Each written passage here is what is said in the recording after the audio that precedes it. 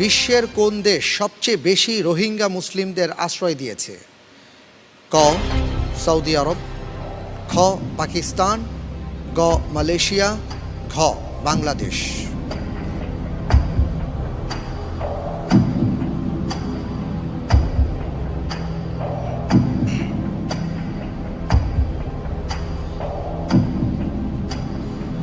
বাংলাদেশের অবস্থা তো আমরা জানি,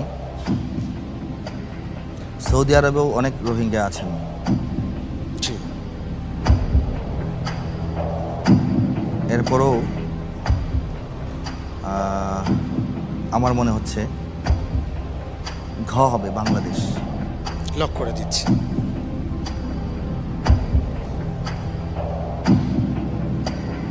আগে অনেক রোহিঙ্গা ছিলেন, ইদানিং আরও অনেকে এসছেন।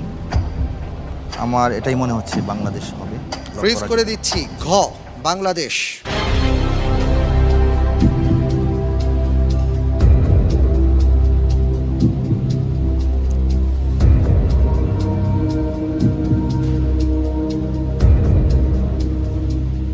আপনি যে উত্তরটি দিয়েছেন, আপনার উত্তরটি সঠিক হয়েছে।